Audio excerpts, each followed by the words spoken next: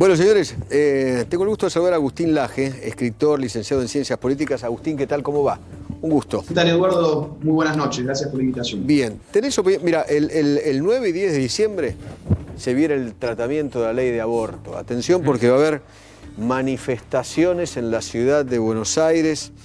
Me parece que tanto la ciudad y Nación van a tener que trabajar coordinados para contener ese tipo de manifestaciones. Va a haber un operativo de seguridad, ¿no, Gaby?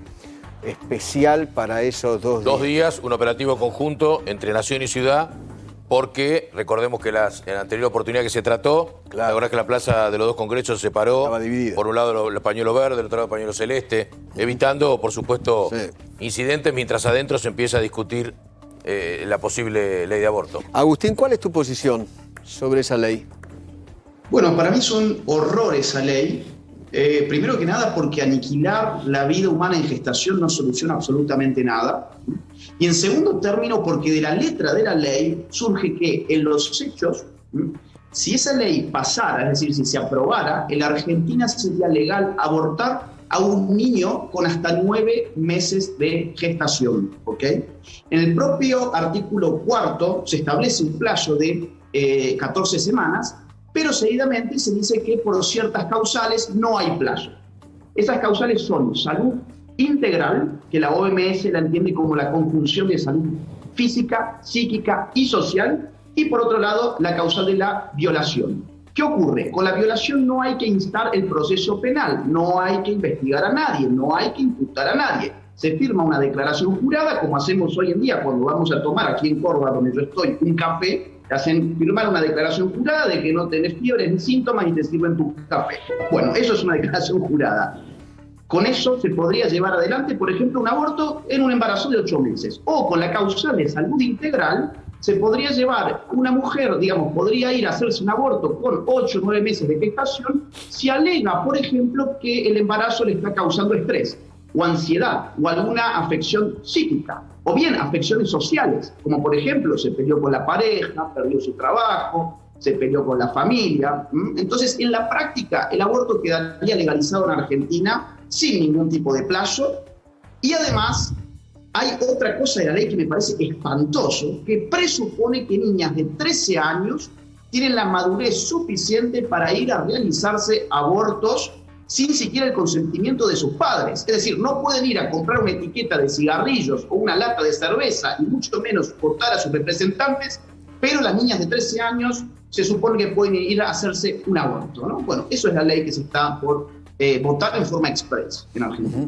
Ahora, da la sensación que los números para los verdes está asegurado en diputados, está discutida la cosa en senados. ¿Ves un escenario de celestes ganando ajustadamente en el Senado o un empate y definiendo Cristina? Creo que ese escenario podría incluso constituirse como una revancha de lo que supo pasar con Cobos hace ya 12 años, ¿no? No lo descarto. ¿Por qué? Hay, según entiendo, 3 senadores indecisos. Yo, perdón, pero no entiendo cómo un adulto que ha llegado al Senado de la Nación está indeciso frente a un tema fundamental. Aborto sí, aborto no. A mí me parece que esto de los indecisos más bien es que se cuelgan un cartelito que dice, bueno, venga, digamos, quien ponga más, quien ofrezca más, allí vamos. Y yo sé por gente que está en la Cámara Baja que la maquinaria kirchnerista ya está traficando influencias, ya está haciendo lobby con partidas presupuestarias y con promesas de obra pública para modificar votos celestes en la Cámara Alta. Así que todo puede pasar. O sea, billetera mata galán. Vos decís que están comprando votos, como con la Banelco. Vos decís que va a haber una Banelco del aborto. Esto es una burla contra las propias mujeres. A ver, en Argentina, por año mueren 6.000 mujeres de cáncer de mama. 3.000 mujeres mueren por año de cáncer de útero, 1.200 mujeres cáncer de ovario, 400 mujeres en los últimos registros de estadísticas vitales del Ministerio de Salud, 400 mujeres se murieron de hambre en la Argentina. ¿Sabes lo que es morirte de hambre? ¿Vos ves algún pañuelito por todo esto? ¿Vos ves algunos diputados verdes reclamando por justicia por mujeres que se mueren de hambre en la Argentina? Yo no veo nada. ¿Cuántas mujeres se murieron según el último informe de estadísticas vitales por abortos inducidos? 19, ¿ok? 19. Eso representa el 0.00009% de las muertes entre la población de mujeres. Ahora, entre los 21 millones de mujeres aproximados que hay en Argentina. Si vamos a las mujeres que han muerto ese año, que son alrededor de 162.500, representa el 0.01%. Entonces, no digan que es un tema urgente de salud pública, un tema que afecta a las mujeres y que las mujeres... No, las mujeres en Argentina se mueren por otras cosas de las cuales nadie está diciendo absolutamente nada. Lo que pasa es que no hay lobbies, Agustín, no hay tanto dinero sobre eso en otros temas. Lo que dicen es que las mujeres con dinero tienen más acceso al aborto seguro y las mujeres pobres no, se mueren. O por el perejil. Lo escuché al ministro, buscate el video del ministro Ginés. Habló algo de de la percha, o del perejil, o de la aguja. ¿Ahora? Sí, justificando ahora la presentación que hizo. Ahora te lo voy a escuchar. A ver. Según las encuestas públicas en la República Argentina, alrededor del 75% de las clases bajas está en contra del aborto. Alrededor del 75% de las clases altas está a favor del aborto. Yo estuve en la militancia, estuve en la marcha del sábado en Buenos Aires, y las clases sociales que se vieron en esa manifestación pro vida, digamos, en general no eran clases altas. Al contrario, cuando uno va a manifestaciones pro aborto, o cuando uno ve por televisión, en todo caso, manifestaciones pro aborto, ve otro tipo de clase social. Esto es una demanda de clases altas. Esto no tiene que ver con los pobres. Están usando a los pobres simplemente porque en el discurso clasista les queda cómodo, nada más. Sí.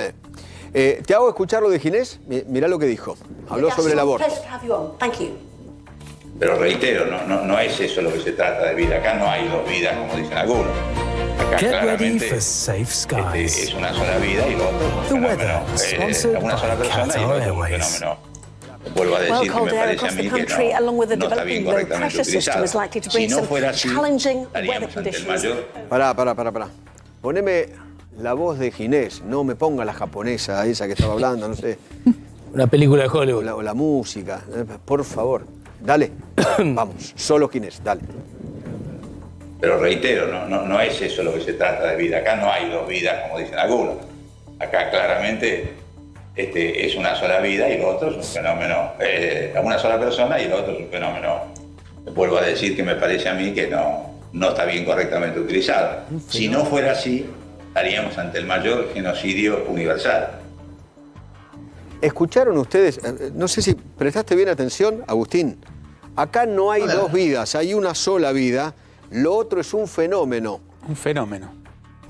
Estamos frente al mismo tipo que ha dicho que el coronavirus no había ninguna posibilidad de que llegara a este país. No, eso está claro, sí, claro. Yo no lo tomo en serio. A ver, vamos a ver. ¿Cómo lo vas a tomar en serio si el ministro es él? Claro. ¿Cómo lo vas a tomar en serio? Es la máxima autoridad sanitaria del país. Pero es un payaso. Bueno. Yo te digo cómo lo veo yo. Para mí este tipo es un payaso. A ver, la genética moderna y la embriología moderna encuentran que la vida humana empieza desde la concepción, ¿ok? Y sus argumentos subsiguientes de que hay una sola vida porque los países civilizados supuestamente han legalizado el aborto, es lo que se llama una falacia de autoridad, ¿ok? Es una falacia lógica. Es totalmente contrario al pensamiento lógico. Argumentar que porque los países civilizados, que ¿cuáles eran los que tiraron bombas nucleares, acaso? ¿Los que armaron campos de concentración son los países civilizados? ¿Cuáles son los países civilizados? ¿Los de la Segunda Guerra Mundial? ¿Los de la Guerra Fría? No sé cuáles son, pero claro, como son civilizados, ¿cómo esos tipos van a estar impulsando un genocidio universal? Por supuesto que hay dos vidas humanas. A ver, eso que está allí adentro se desarrolla además genéticamente de forma independiente. tiene un genoma distinto al del padre y al de la madre, es un ser genéticamente individual, único e irrepetible, es un ser de la especie humana, porque si no, no saldría de allí un ser humano. Si no tuviese la esencia, es decir, la genética del ser humano, de allí saldría un pollo, un gato, un perro, un caballo, no lo sé, pero no un ser humano. Esto es, digamos, lógica, 1 más 1 es 2. Pero bueno, por eso, insisto, para mí este tipo es un payaso. Perdón si ofendo a alguien, pero es lo que pienso sobre él. Y creo que el aborto efectivamente es un genocidio, y es un genocidio muy rentable. Agustín, es muy rentable el aborto. Sí. Agustín, Luis Rosales habla. ¿Cómo te va, Agustín? ¿Qué tal, Luis? Bien, Agustín, ¿por qué lo vuelven a poner en el tapete ahora? ¿Es una cortina de humo? ¿Hay intereses económicos poderosos detrás? ¿Todo eso junto? A ver, hay todo eso junto, digamos. Estamos viviendo un ajuste monumental, y hace falta una bombita de humo hacia fin de año, ¿no? Y que no vaya a pasar para el año próximo, porque el año próximo es año electoral y estos tipos saben muy bien que después, la gente les puede hacer pagar en las urnas. Por otro lado, hay mucho negocio. A ver, si de la producción me habilitan a mí compartir pantalla, les puedo mostrar una foto de Ginés García con una directiva de YPF. ¿YPF qué es? Es Planned Parenthood.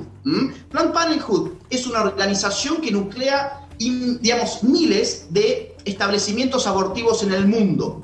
Según su reporte del año 2016, contabilizaban 44.000 establecimientos que prestaban servicios abortivos en el mundo. 44.000. McDonald's, en el mundo tenés 33.900.